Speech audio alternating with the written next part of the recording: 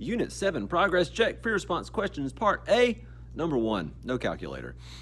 The population of a virus in a host can be modeled by the function A that satisfies the differential equation. Pause right there. They gave you a differential equation, meaning they gave you a fancy derivative.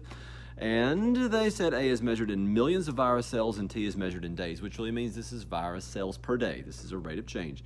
This works from 5 to 10, including 5, not including 10. At time T equals 5 days, there are 10 million cells of the virus in the host. Let's get rid of this virus. Write an equation for the line tangent to the graph of A at T equals 5. Let's just start right there then. Let's do it. Don't read any further. Let's just start writing. Number 1, part A. Write the equation for the line tangent to, okay, well, let's do that. So y minus y1 equals m, and then I would say x minus x1. We're dealing with time. We could make the argument that we could put the variable a here, and I actually did when I worked this through my first time. And then I looked at the answer key and they used a y, so I realized, you know what, it's okay. Let's just do that. But I do want to be consistent with the time because they are asking us to plug in a time. And here's a reason that I'm not feeling obligated to use A here, because this is an approximation. This is not the exact number of virus cells. This is just an approximation. Anyway, rambled a lot just to say that. We want to find out an approximation at T equals 5. Okay, well, let's just start plugging in some numbers. At T equals 5, there's 10 million cells, so y minus 10 million. And we don't know m, but we do know that T1 is 5, so there's that. And then we also need to figure out what the slope is. Lucky us, we can do that because we have dA dt, and we have that at the point 5, 10 million. That is in millions.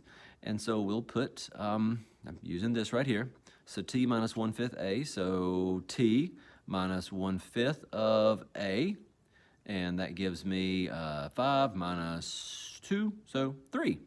So here it is. We have our equation of our tangent line. Let's solve it a little bit further. I mean, this is perfectly fine, but we do need to use it to actually figure something out. So y equals 3t minus 15, and then plus 10, so minus 5. So that's it until we keep reading. Again, need to find the approximation of the number of virus cells in the host in millions at time T equals 7 days. So let's do it. So y of 7 would be 3 times 7 minus 5. That is 16 million cells, virus cells. If you don't put the word cells, I think it'll be okay. They did not say use units, so I think we'd be good with the 16, but I'd like to be on the safe side in this context. All right, part B, here goes. Part B, when I first read it took me a minute to wrap my mind around it because I was trying to do it a different way, and I might grab some scrap paper and show you my thought process. So show that this function, not derivative, satisfies that differential equation with the initial condition A of 5 equals 10. Okay, so here's what would go through my mind. And this was it, and this is not right, so just don't. This dA dt equals T minus 1/5 A. If I was to separate my variables and integrate this, I would get that with that initial condition. So my mind first went here trying to separate my variables, and yeah, good luck with that. So dA dt, please don't be writing this down.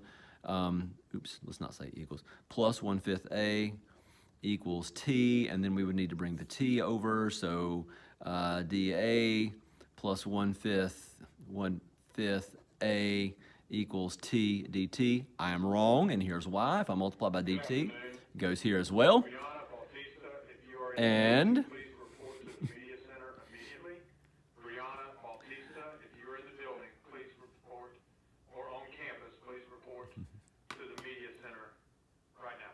okay, well, now that we got that out of the way, if you multiplied by dt, it'd have to go here as well. Long story short, you can't separate your variables. So they said, show that this satisfies the differential equation with that initial condition, so let's just do it. There are some contexts in which they would give you a differential equation and give you a function and say, does this satisfy this? And you'd be like, yeah, so yeah, let's find out. I'm going to write a couple things just so I don't have to slide back and forth. A of t is equal to negative 25 plus 5t plus 10e to the negative t over 5 plus 1. And they also said that dA dt is equal to t minus 1/5 a. And they also said that, I'm just writing everything, a of 5 is equal to 10. All right, now let's get this paper out of the way. Show that this satisfies that with that condition. Okay, well, let's actually do this first. Let's take care of that. And how do you know to do it first? Well, you don't. You can do it later, but I want to go ahead and get it out of the way now. So real quick, and I'm writing in words in green what I'm about to do, but I'm going to verify that a of 5 equals 10 for this, and then we'll verify that this satisfies that, okay? And it actually does. You'll see the work in just a minute. So first of all, let's just say a of 5 equals negative 25 plus 5 times 5. All right, you see what's about to happen here. Plus 10e to the negative 5 over 5 plus 1. Negative 25 plus 25 is going to give me that. 10e to the 0 is going to give me 10. So we have confirmed this. Good for us. I'm giving a thumbs up. You can't see it there. That's better. Now we also need to confirm that this matches with that. So we're about to do that.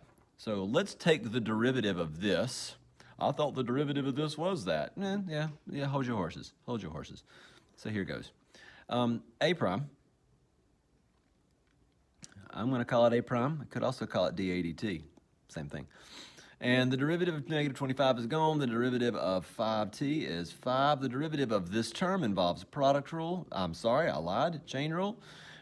Accidental lie. 10e to the negative t over 5 plus 1. The derivative of that inner function, the exponent, would be negative 1/5. So negative 1/5. Let's go a little further. So 5 plus negative 2. Could have put 5 minus 2, but I didn't. T over 5 plus 1, so there's that.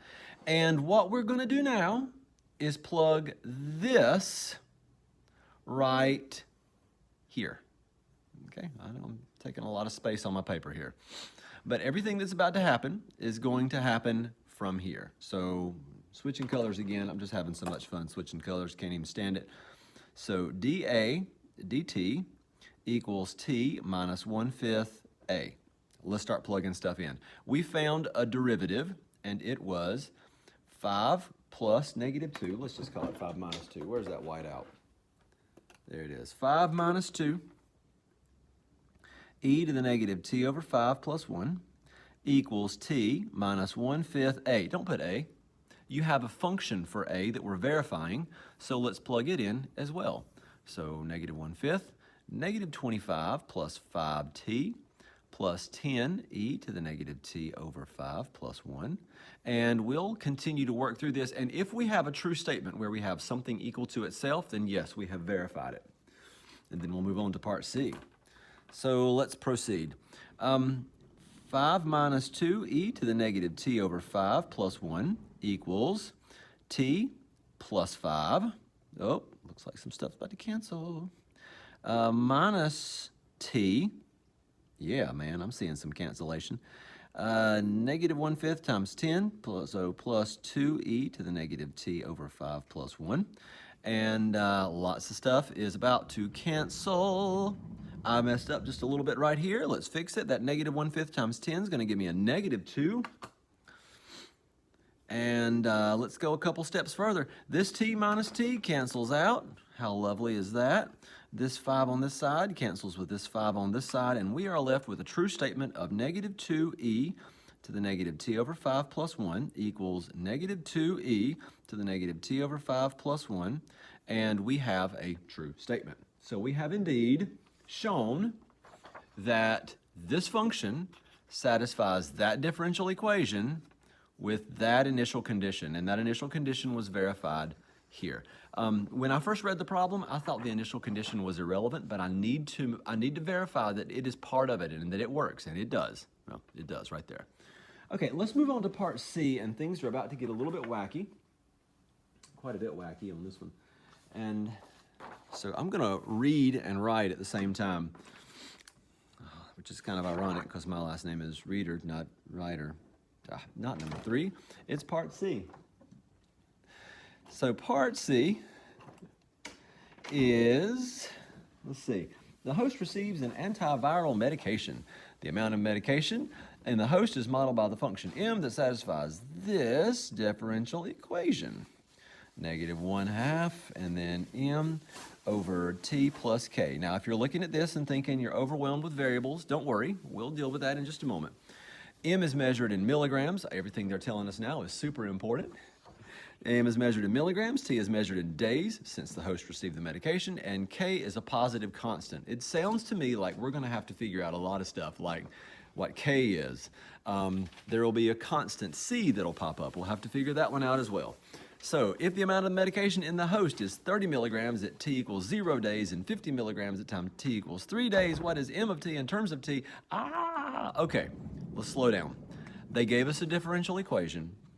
We have enough information to separate these variables. We were not able to separate these variables. We can totally separate these. So let's do it. And this one's going to be a lot more straightforward than it looks. Let's bring our m over. Let's bring it down. Let's just divide by m. dm divided by m. And we'll bring the dt up. Negative 1/2 of t plus k in the denominator, and we'll put the dt over here. We've separated our variables. That was really straightforward. Now, if you're lost about what's about to happen, do not panic, because they are giving us some conditions, and they're eventually wanting us to solve for the function itself. So let's do that. We have to integrate, though. We absolutely have to integrate. This is going to get a little bit tricky. When I did this one on my own, I went about it in the most convoluted way possible and then found an easier way. So we'll do it that way. You're welcome. Natural log of m. Technically, that can't be negative, but we'll put it in the bars anyway.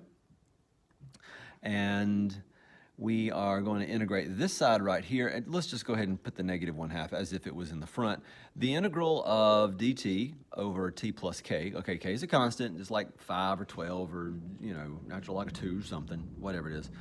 But this entire denominator is collectively to the first power. We could do u substitution. Let's not. You end up with this. T plus k. And k is a positive constant. So again, we actually have nothing but positive numbers here, but I just put the absolute value bars just for fun. See, wasn't that fun? Plus c. Woo, that was almost tragic there. Almost had to tell an embarrassing story on a video. That'd be bad. Anyway, almost moved on to the next step without that. So at this point, and this is my personal preference, and other math teachers might do this differently, but my personal preference is I stop here. Before we begin to do other things and manipulate things and move things around, and this was C, and then we exponented it, or we added to it, or let's find everything we can right now. I'm just going to stop this process. We will deal with it later. Eventually, I need to solve for m. I'm not going to do that now. Again, my preference. And t equals 0 when m was 30. I'm getting this information from the problem. So I'm going to just take that, plug it in, and we're going to just keep working with this thing. What are you finding? Are you finding C? Are you finding K? I don't know. Plug it in. Just start moving with it. So natural log of 30 equals negative 1/2 of the natural log of 0 plus K. That'd be the natural log of K. And then plus C. And so C is equal to, C is going to be the obvious one to solve for in this case. Once you see this set up, you're like, oh, well, let's just solve for C, not K. Natural log of 30 plus 1/2 natural log of K. All right, well, great. We found something. Let's just draw a squiggly line for no reason at all, and let's keep moving. What are you going to do? Well, now that we have C equals something, I will plug in the next thing I know. I know that when 3 days had elapsed, I had 15 milligrams. And now let's just keep going. What am I going to find now? Am I going to find K? Am I going to actually find C? Am I going to...